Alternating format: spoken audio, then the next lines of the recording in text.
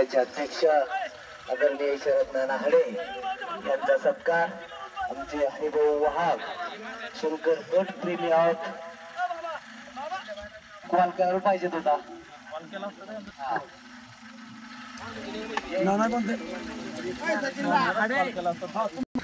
भैरवनाथ यात्रा निमित्त पांगरीमध्ये जे शंकरपटाचं आयोजन केलेलं आहे यामध्ये तुमचं हार्दिक स्वागत.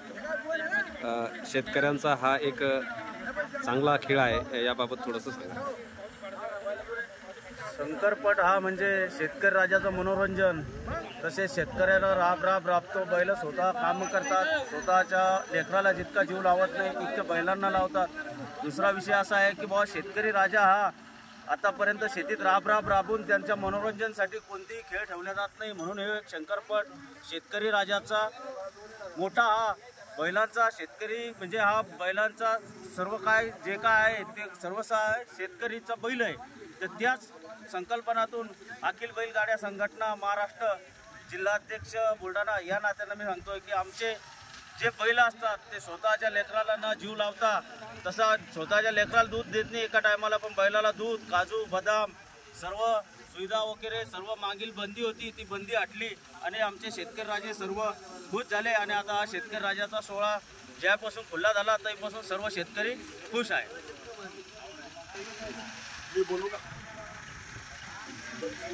आमच्या पांगरी गावामध्ये भैरवनाथ महाराज यात्रेच्या निमित्ताने गेल्या सलग 3 वर्षापासून आम्ही शंकरपटाचं आयोजन करतो आणि इतर परिसरातील बैलगाडा शर्यत असेल, महाराष्ट्रातील सर्व नामांकित बैलजोडे असतील, सर्व बैलजोड्या या ठिकाणी येतात आणि आमच्या या कार्यक्रमाची, या शंकरपटाच्या कार्यक्रमाची शोभा वाढवतात. त्याबद्दल आलेल्या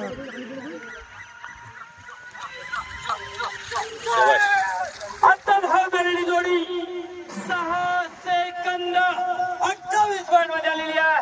6 सेकंद 28 पॉइंट.